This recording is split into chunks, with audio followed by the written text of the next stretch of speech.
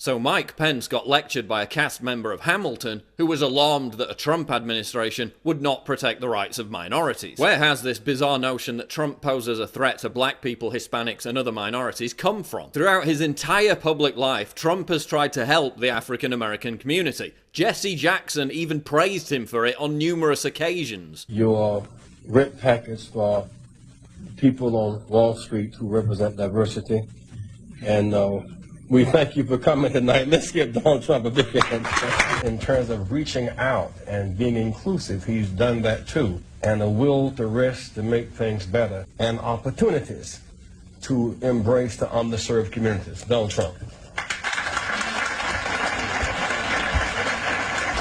More blacks, Latinos, and Asian Americans voted for Trump than they did for Mitt Romney. More black people voted for Trump than they did for John McCain or George W. Bush before that. When Trump explored a run for president 16 years ago, he had a 67 to 21% favorability rating amongst blacks and a 62% favorability rating amongst Hispanics. Isn't it amazing that Trump only became a racist when he ran as a Republican? Trump says he wants to reinvigorate the inner cities and lift black people out of the cycle of poverty, family breakdown, and violence. Meanwhile, under Obama, more black people are living below the poverty line. The number of African Americans on food stamps has increased 58% under Obama. On every leading economic issue, on the major economic issues, black Americans have lost ground in every one of those leading categories.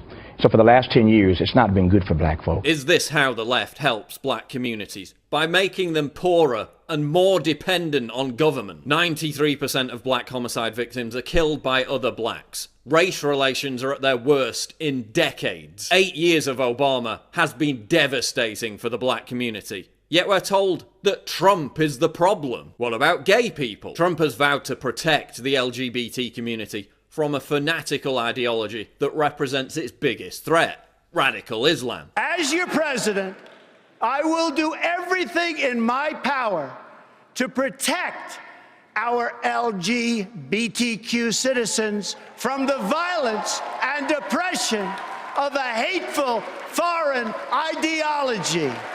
Believe me.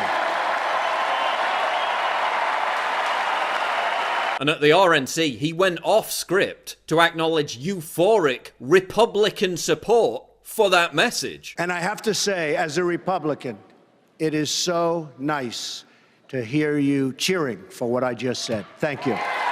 That was not part of his original script. No, that last line was not. Trump even waves rainbow flags around on stage. When was the last time you saw a Republican doing that? You didn't, because it's never happened before. He also said Caitlyn Jenner could use the bathrooms in his buildings anytime she wanted. Okay, last week, Donald Trump said I could take a pee anywhere in a Trump facility. Trump is backed by Peter Thiel, one of the smartest and most successful gay public figures in America. I am proud to be gay. I am proud to be a Republican. But most of all, I am proud to be an American.